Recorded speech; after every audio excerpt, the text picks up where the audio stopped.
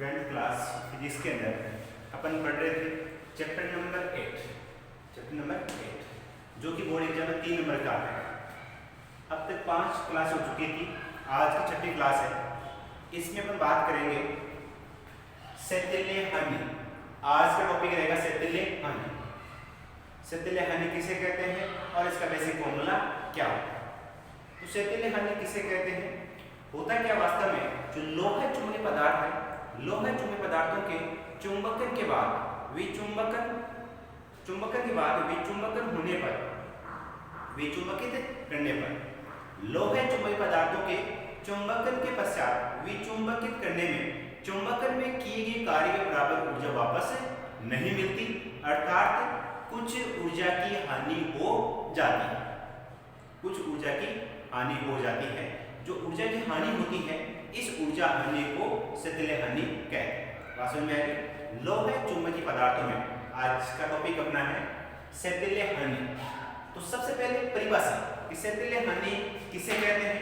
तो सेतिल्य हानि किसे कहते हैं, लोह चुंबकीय पदार्थों में चुंबकन के बाद विचुंबकन होने पर, विचुंबकित करने पर, लोह चुंबकीय पदार्थों के चुंबकन के पश्चात विचुंबकित करने पर चुंबकन में किए गए कार्य के बराबर ऊर्जा वापस नहीं मिलती, अर्थात सेतिल्य लूप में ऊर्जा की हानि हो जाती है, वो कहलाती है सेतिल्य हानि। और सेतिल्य हानि के लिए फॉर्मूला क्या होगा, सेतिल्य हानि इज इक्वल टू, सेतिल्य हानि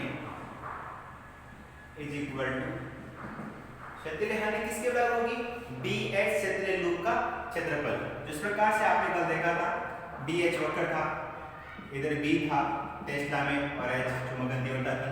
इस प्रकार से ग्राफ आया था, O A बिंदु था, फिर एक बिंदु नीचे की ओर आया था, फिर इधर आया था इस प्रकार से O A, फिर ये बिंदु क्या था B, और उसके बाद में यहाँ पर बिंदु C, और उसके बाद में यहाँ बिंदु D, जहाँ पर क्या हुआ था, पुनः संतृप्ति बिंदु प्राप्त होता था। और उसके बाद धारा का मान कम किया था, तो एक बिंदु क्या आया था, यहाँ पर E आया था, और जो वक्र AB था इसी को उलट देंगे तो वक्र EA प्राप्त होगा। इस प्रकार से सेतिल्य loop A B C D E A एक लूप के रूप में प्राप्त होता है। A B C D E A एक लूप के रूप में प्राप्त होता है। तो ये सेतिल्य हानि को देखिए, परिभाषा में आ गई। परिभाषा क्या होती है सेतिल्य हानि की, लोह चुंबकीय पदार्थों में चुंबकन के पश्चात विचुंबित करने पर चुंबकन में किए गए कार्य के बराबर ऊर्जा वापस नहीं मिलती, अर्थात सेतिल्य लूप में कुछ ऊर्जा की हानि होती है। इस ऊर्जा की हानि को सेतिल्य हानि कहते हैं। सेतिल्य हानि किसके बराबर होगी, सेतिल्य हानि होगी BH लूप का क्षेत्रफल। जो आपने BH लूप है इसके क्षेत्रफल के बराबर होगी। और सेतिल्य हानि का, तो इससे क्या बनेगा, सेतिल्य हानि इज इक्वल टू, सिंपल से याद रखेंगे आप, वेन, VAN, क्या रखेंगे, वेन, जहां पर V क्या है, आयतन, प्रति एकांक पदार्थ में जो भी अपना पदार्थ है उस पदार्थ का क्या हो जाएगा, आयतन। तो V तो है आयतन, इनटू A क्या है, क्षेत्रफल किसका, BH वक्र का क्षेत्रफल। जो अपना BH वक्र है इसका क्षेत्रफल, BH वक्र का क्षेत्रफल इनटू आवृत्ति, इनटू क्या होगा, आवृत्ति। तो मैं बात कर रहा सेतिल्य हानि की। सेतिल्य हानि किसे कहते हैं, फॉर्मूला होगा इसका VAN, वे, ठीक है। जहां पर V क्या है, आयतन, A क्या है, BH वक्र का क्षेत्रफल, इनटू क्या है, आवृत्ति। तो ये क्या हो गया, सेतिल्य हानि। समझ में आ गया। तो सेतिल्य हानि किसे कहते हैं और इसका बेसिक फॉर्मूला क्या होगा, रिपीट कर रहा हूं मैं।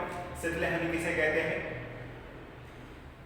लोह चुंबकीय पदार्थों के चुंबकन के पश्चात विचुंबकित करने पर, चुंबकन के पश्चात विचुंबकित करने पर चुंबकन में किए गए कार्य के बराबर ऊर्जा वापस नहीं मिलती, कुछ ऊर्जा की हानि हो जाती है, जैसे सेतिल्य हानि कहते हैं। सेतिल्य हानि क्या होगा, इस BH वक्र के क्षेत्रफल के बराबर होगा। फॉर्मूला क्या बन जाएगा, वेग।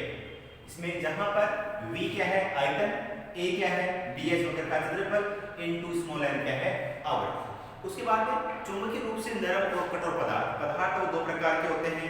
पहला आता है कोमल या नरम पदार्थ। चुंबकीय रूप से पदार्थ दो प्रकार के होते हैं, पहला कोमल या नरम पदार्थ, कोमल या नरम पदार्थ, दूसरा कठोर चुंबकीय, कठोर चुंबकीय पदार्थ। तो कोमल या नरम पदार्थ, दूसरा कठोर चुंबकीय पदार्थ, ये दो प्रकार के पदार्थ हैं। चुंबकीय पदार्थ में दो प्रकार के होते हैं, पहला कोमल या नरम पदार्थ, दूसरा कठोर चुंबकीय पदार्थ।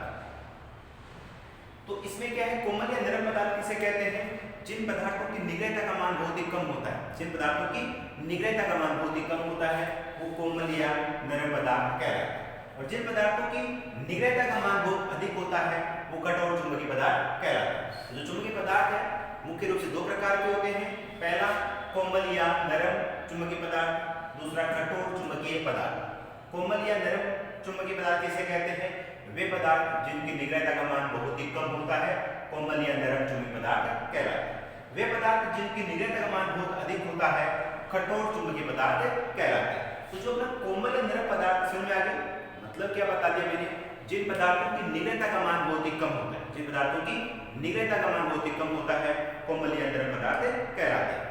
और ये जो पदार्थ है इसका उपयोग कहाँ होता है, विद्युत चुंबक में आता है और ट्रांसफार्मर में काम आता है। जो आपका कोमल या नरम पदार्थ है ये विद्युत चुंबक और ट्रांसफार्मर में काम में आते हैं, विद्युत चुंबक और ट्रांसफार्मर में काम में आते हैं। उसके बाद कठोर चुंबकीय पदार्थ किसे कहते हैं, वे पदार्थ जिनकी निग्रहता का मान बहुत ही अधिक होता है, वे पदार्थ जिनकी निग्रहता का मान बहुत अधिक होता है क्या कहलाता है, कठोर चुंबकीय पदार्थ कहलाता है। और इसमें क्या होता है, एग्जांपल स्टील होता है, एल्निको होता है। एल्निको मिश्र धातु है जो कि एल्यूमिनियम, निकिल और कोबाल्ट से मिलकर बना होता है। तो जो कठोर चुंबकीय पदार्थ है इसके अंदर आपका स्टील आता है और एल्निको आता है। चुंबकीय कठोर पदार्थ का उपयोग स्थायी चुंबक बनाने में किया जाता है। जो ये आपका कठोर चुंबकीय पदार्थ है वो कहाँ काम में आता है, स्थायी चुंबक बनाने के काम में आता है। कहाँ पर काम आएगा ये, स्थायी चुंबक बनाने में काम में आता है। स्थायी चुंबक बनाने के लिए आपका कठोर चुंबकीय पदार्थ काम में आएगा। उसके बाद में क्या बताया मैंने, जिन पदार्थों की धारणशीलता और निग्रहता मान अधिक होता है वो स्थायी चुंबक बनाने में, और जिन पदार्थों की धारणशीलता और निग्रहता मान कम होता है उन्हें अस्थायी चुंबक बनाने में काम आता है। दो प्रकार के हैं, एक स्थायी चुंबक बनाने में, दूसरा अस्थायी चुंबक बनाने में। तो स्थायी चुंबक बनाने के लिए क्या बता दिया मैंने, जिन पदार्थों की धारणशीलता और निग्रहता का मान कम होता है, धारणशीलता और निग्रहता का मान कम होता है वो स्थायी चुंबक बनाने के लिए, और जिन पदार्थों की धारणशीलता और निग्रहता का मान कम होता है वो अस्थायी चुंबक बनाने के काम में आता है। उसके बाद में समझ में आ गया, स्थायी और अस्थायी, जिनकी धारणशीलता और निग्रहता अधिक होती है वो स्थायी चुंबक बनाने में, धारणशीलता और निग्रहता कम होती है वो आपका अस्थायी चुंबक बनाने में। चुंबकीय सतह या BH वक्र का उपयोग, BH वक्र कहाँ काम में आता है, चुंबकीय पदार्थों व्यवहार और चुंबकीय गुण की जानकारी प्राप्त करने के लिए। चुंबकीय सतह वक्र जो BH वक्र है वो कहाँ काम में आता है, एक तो चुंबकीय पदार्थों व्यवहार और इसके चुंबकीय गुणों की जानकारी प्राप्त करने। जो चुंबकीय पदार्थ है उनका व्यवहार किस प्रकार का है और उनके गुण क्या है इसके लिए काम में आता है, और चुंबक बनाने के लिए काम में आने वाले विविध पदार्थों के चयन, चुंबक बनाने के लिए अलग अलग पदार्थ काम में आते हैं, उनका चयन करने के लिए आपका ये पदार्थ काम में आता है। उसके बाद में स्थायी चुंबक और अस्थायी चुंबक, टॉपिक इंपॉर्टेंट दोनों।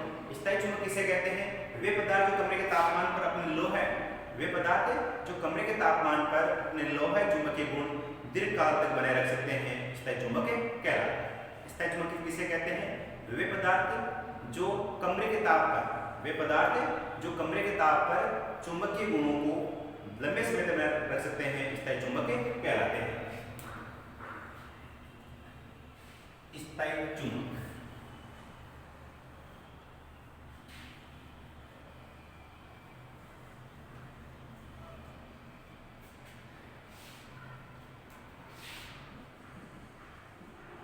स्थायी चुंबक किसे कहते हैं,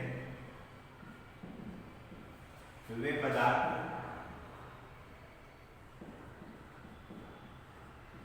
जो लोह चुंबकीय गुण, लोह चुंबकीय गुणों को दीर्घकाल तक बनाए रख सकते हैं, बनाए रख सकते हैं, स्थायी चुंबक कहलाते हैं। स्थायी चुंबक कहलाते हैं। तो वे पदार्थ जो लोह चुंबकीय गुणों को दीर्घकाल तक बनाए रख सकते हैं स्थायी चुंबक कहलाते हैं। स्थायी चुंबक किसे कहते हैं? वे पदार्थ जो लोह चुंबकीय गुणों को लंबे समय तक बनाए रख सकते हैं स्थायी चुंबक कहलाते हैं। और स्थायी चुंबक बनाने के लिए क्या बताया मैंने? स्टील और मिश्र धातु जो एल्निको है, टिकोनल है, एग्जाम्पल किसके क्या कहता है? इसका एग्जाम्पल है एक तो आता है स्टील और दूसरी आता है alnico. Aluminium nickel plus cobalt से मिलकर के एल्निको बना होता है, एल्यूमिनियम निकेल और कोबाल्ट। तो स्थायी चुंबक किसे कहते हैं? स्थायी चुंबक वे पदार्थ जो लोह चुंबकीय गुणों को दीर्घकाल तक बनाए रख सकते हैं स्थायी चुंबक कहलाते हैं। और इसका एग्जाम्पल क्या है? स्टील है, एल्निको।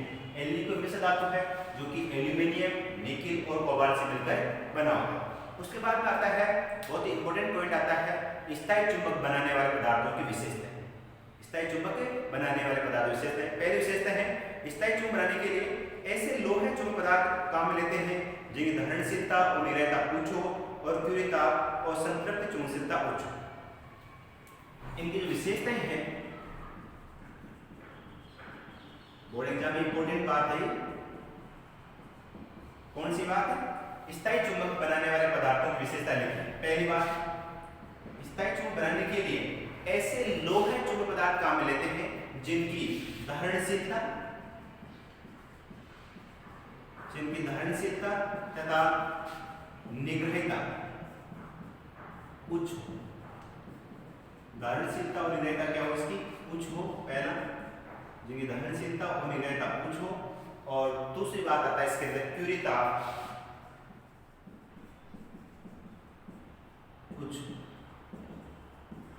तो क्यूरिता इसका देखो, धारणशीलता उच्च हो, वो सब क्या इसकी विशेषताएं हैं। उपयोग, स्थायी चुंबक का उपयोग कहाँ काम आता है?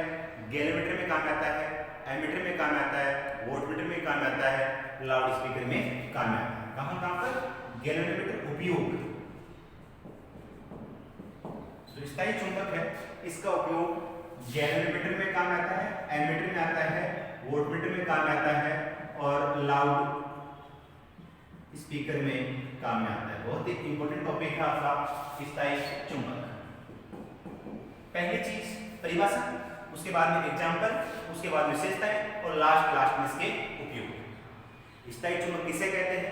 एग्जांपल कौन कौन से, क्या क्या विशेषताएं हैं और क्या क्या उपयोग है। एक बार मैं रिपीट कर रहा हूं। सबसे पहले स्थायी चुंबक किसे कहते हैं? वे पदार्थ जो लोह चुंबकीय गुणों को दीर्घकाल तक बनाए रख सकते हैं स्थायी चुंबक कहलाते हैं। ऐसे लोह चुंबकीय पदार्थ जो कि लोह चुंबकीय गुणों को लंबे समय तक बनाए रख सकते हैं वे पदार्थ कहलाते हैं स्थायी चुंबक। इसमें एग्जांपल की बात करें तो एग्जांपल में क्या क्या आता है? स्टील आता है, एल्निको आता है। और एल्निको जो है वो एक मिश्र धातु है जो कि एल्यूमिनियम निकेल और कोबाल्ट से मिलकर बना होता है। तो अगर आपसे एग्जाम पूछे कि स्थायी चुंबक किसे कहते हैं तो ये तो इसकी क्या हो जाएगी? परिभाषा हो जाएगी। उसके बाद में एग्जांपल की बात की जाए तो स्टील और एल्निको एग्जांपल हो गया। उसके बाद में इंपॉर्टेंट बात आती है स्थायी चुंबक बनाने वाले पदार्थों की विशेषता। विशेषता क्या होनी चाहिए? पहली विशेषता है धारणशीलता और निग्रहता उच्च होनी चाहिए। धारणशीलता और निग्रहण क्या होना चाहिए? अधिक होना चाहिए। क्यूरिता का मान भी अधिक होना चाहिए। लास्ट जो बात आती है वो है उपयोग। स्थायी चुंबक कहाँ काम में आता है? गैल्वेमीटर में आता है, एमीटर में आता है, वोल्टमीटर में आता है और लाउड स्पीकर में काम में आता है। बोर्ड एग्जाम में क्वेश्चन भी आ चुका है, क्या है? स्थायी चुंबक बनाने वाले पदार्थों की दो विशेषता लिखिए, ऐसे पदार्थों के उदाहरण लिखिए। बोर्ड एग्जाम में क्वेश्चन आया था स्थायी चुंबक। बोर्ड एग्जाम 2016 में क्वेश्चन आ चुका है, क्या? स्थायी चुंबक बनाने वाले पदार्थों की दो विशेषता लिखो तथा दो एग्जाम्पल लिखो। तो ये दो विशेषता रही और ये दो एग्जाम्पल रहे। उसके बाद में नेक्स्ट आता है विद्युत चुंबक। ये आपका था स्थायी चुंबक और जो लास्ट इसका पॉइंट है वो आता है विद्युत चुंबक। स्थायी चुंबक बड़ा इंपॉर्टेंट टॉपिक है, इसमें ध्यान रखें कि आप क्या क्या बातें। पहली चीज इसकी परिभाषा, सेकंड इसका एग्जाम्पल, दो इसके एग्जाम्पल हैं और उसके बाद में इनकी विशेषताएं और जो लास्ट वन है वो है इसका उपयोग। तो ये कुछ पॉइंट्स हैं स्थायी चुंबक के बारे में, आप अच्छे तरीके से इनको ध्यान में रखिए, एग्जाम के हिसाब से बहुत बहुत इंपॉर्टेंट है। उसके बाद में सेकंड जो पार्ट आता है वो है आपका विद्युत चुंबक। जो नेक्स्ट पार्ट आता है वो है विद्युत चुंबक। विद्युत चुंबक किसे कहते हैं? विद्युत चुंबक एक अस्थायी चुंबक होता है। ये क्या होता है? अस्थायी चुंबक होता है। विद्युत चुंबक बनाने के लिए नरम लोहे या कोमल चुंबकीय पदार्थ का उपयोग होता है। विद्युत चुंबक है वो क्या होता है? एक अस्थायी चुंबक होता है।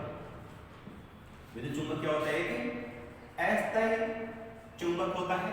और इसके लिए क्या काम लेते हैं? विद्युत चुंबक बनाने के लिए नरम लोहे या कोमल चुंबकीय पदार्थ काम में लेते हैं। या तो नरम लोहा काम में आएगा या कोमल चुंबकीय पदार्थ, कोमल चुंबकीय पदार्थ काम में लेते हैं। नरम लोहा या कोमल चुंबकीय पदार्थ को काम में लेते हैं। बात क्लियर हुई क्या? क्या विद्युत चुंबक को बनाने के लिए अस्थायी चुंबक काम आता है और इसके लिए इसको बनाने के लिए विद्युत चुंबक एक अस्थायी चुंबक होता है और इसके लिए नरम लोहा या कोमल चुंबकीय पदार्थ को काम में लेते हैं। मतलब अगर आपको इसके अंदर विद्युत चुंबक बनाना है तो क्या काम में लेंगे? या तो नरम लोहा या कोमल चुंबकीय पदार्थ को काम में लेते हैं। तो इसका एग्जाम्पल क्या हो जाएगा? एग्जाम्पल की अगर बात की जाए नरम लोहा, तो बात क्लियर हुई। विद्युत चुंबक क्या होता है? एक अस्थायी चुंबक होता है और इसको बनाने के लिए नरम लोहा या कोमल चुंबकीय पदार्थ को काम में लेते हैं। इसका एग्जाम्पल हो जाएगा नरम लोहा। अब आता है नेक्स्ट विद्युत चुंबक बनाने वाले पदार्थों की विशेषताएं।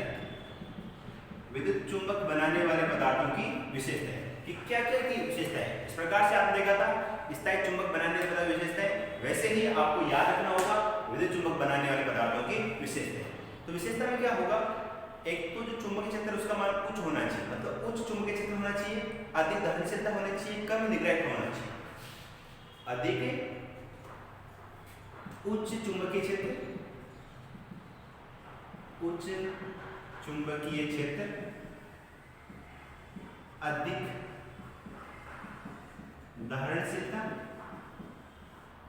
मतलब दहन का मान क्या होना चाहिए? अधिक होना चाहिए। और जो निग्रहिता है उसका मान क्या होना चाहिए? कम होना चाहिए, कम निग्रहिता। ये विशेषताएं हैं उच्च चुंबकीय क्षेत्र और अधिक दहनशीलता, कम निग्रहिता, ये है इनकी विशेषताएं। उसके बाद में विद्युत चुंबक का उपयोग कहाँ काम आता है? टेलीफोन में काम आता है, विद्युत घंटी में काम आता है, विद्युत मोटर में काम आता है। टेलीफोन, विद्युत घंटी, विद्युत मोटर उपयोग की बात की जाए, टेलीफोन, विद्युत घंटी, टेलीफोन, विद्युत घंटी, विद्युत मोटर, विद्युत मोटर, डायनेमो, इन सब में क्या होता है? विद्युत चुंबक के काम में आता है। तार संचार, विद्युत को अलग करने में काम आता है। तो ये टोटल अपना था विद्युत चुंबक के बारे में। एक बार मैं रिपीट कर रहा हूँ। सबसे पहली चीज, विद्युत चुंबक किसे कहते हैं? विद्युत चुंबक एक अस्थायी चुंबक होता है। विद्युत चुंबक क्या होता है? अस्थायी चुंबक होता है। विद्युत चुंबक को बनाने के लिए नरम लोहा या कोमल चुंबकीय पदार्थ काम में लेते हैं। इसका एग्जाम्पल क्या हो जाएगा? नरम लोहा। विशेषता क्या है? उच्च चुंबकीय क्षेत्र। जो चुंबकीय क्षेत्र उसका मान क्या होना चाहिए? उच्च होना चाहिए। दहनशीलता मान अधिक होना चाहिए। निग्रहिता का मान कम होना चाहिए। जो निग्रहित है उसका मान क्या होना चाहिए? कम होना चाहिए। उसके बाद उपयोग की बात की जाए, उपयोग में टेलीफोन, विद्युत घंटी, विद्युत मोटर, डायनेमो आदि के अंदर, इन सब के अंदर क्या होता है? आपका विद्युत चुंबक के काम में आता है। तो इस प्रकार से आपका चैप्टर नंबर 8 कंप्लीट होता है। कल की क्लास में अपन न्यूमेरिकल इसका पढ़ेंगे, जो भी इसके न्यूमेरिकल कोर्स है वो कल पढ़ेंगे।